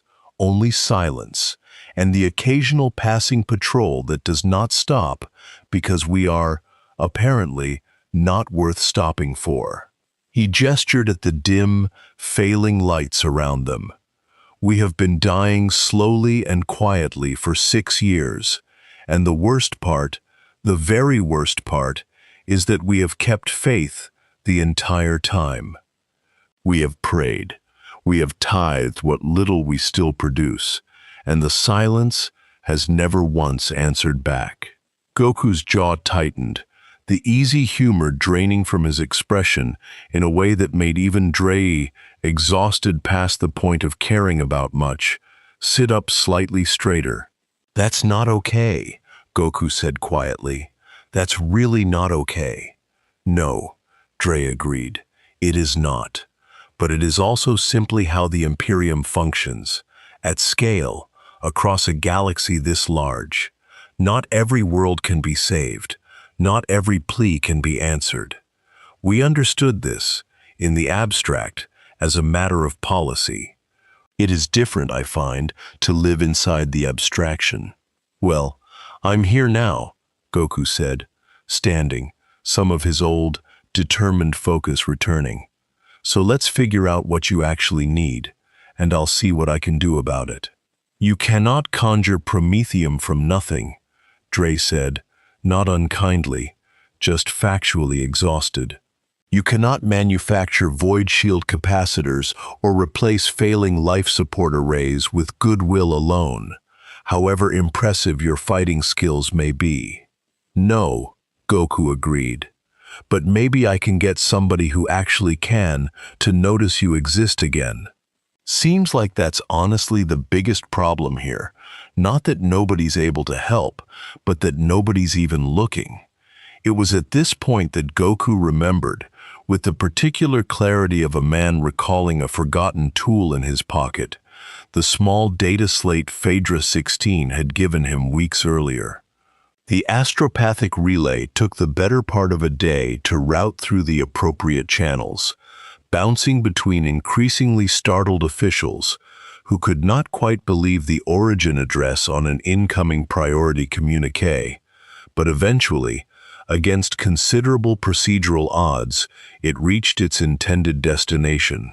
Phaedra 16 received the message in her temple's meditation chamber and read its blunt, characteristically simple contents twice before setting the data slate down with an expression that, for a woman trained since childhood to feel nothing, came remarkably close to surprise. "Hey, found a place called Kalis Vantor. They've been forgotten for 6 years. People are dying slow. Not a monster problem, not a demon problem, just a nobody's looking problem. Can you help?"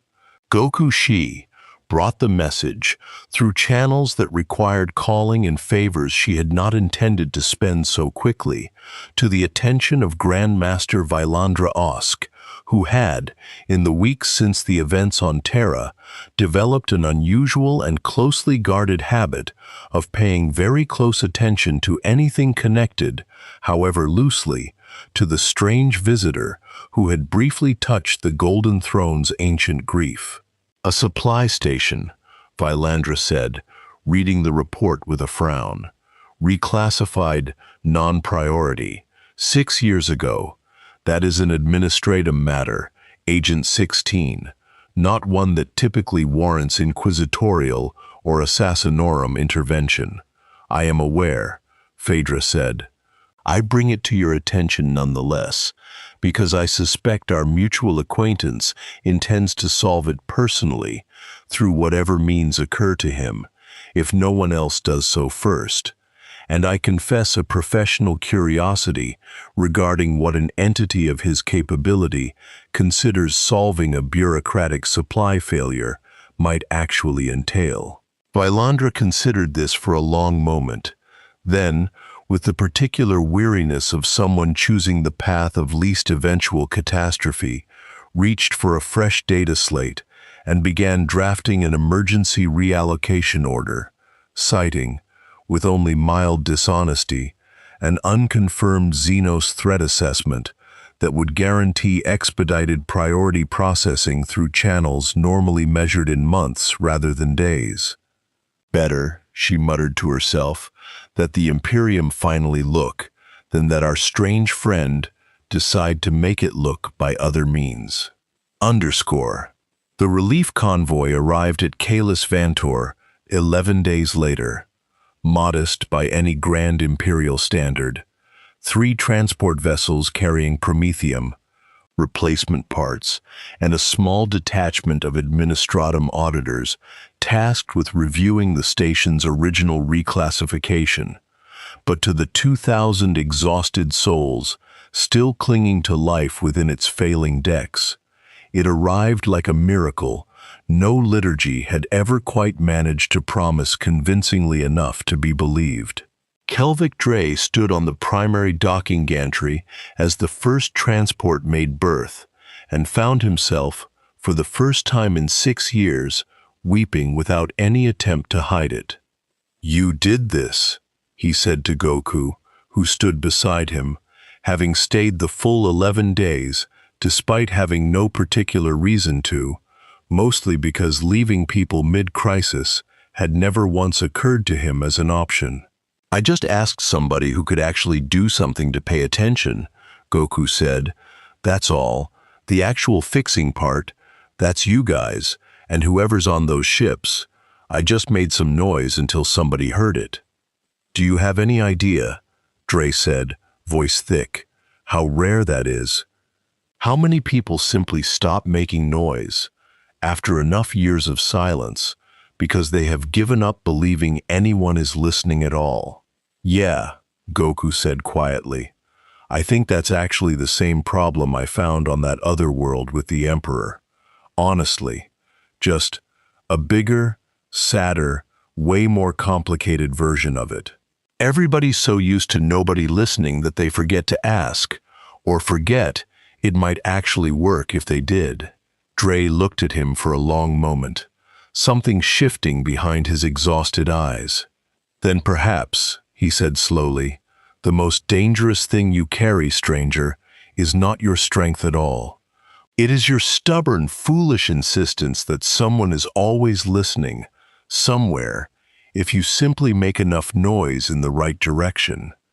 Maybe, Goku said, grinning again, some of his easy humor finally returning now that the crisis had genuinely, tangibly resolved.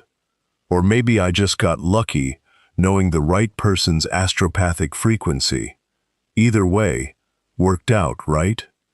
He left Kalis Vantor 2 days later, once the auditors had confirmed the reclassification reversal and the station's long dark had finally, properly begun to lift.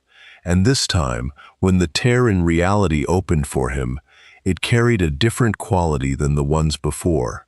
Steadier, warmer, less like a wound in the world, and more like a door someone had finally, deliberately chosen to open, rather than simply tear through desperation or design. He did not know, stepping through it, exactly where it would lead next. He rarely did, but he carried with him, this time, something new. Not just the memory of gods argued with and monsters defeated, but the quieter, stranger lesson of a forgotten station, slowly filling with light again, because one voice, however small, however far from home, had simply refused to stop asking whether anyone might actually be listening.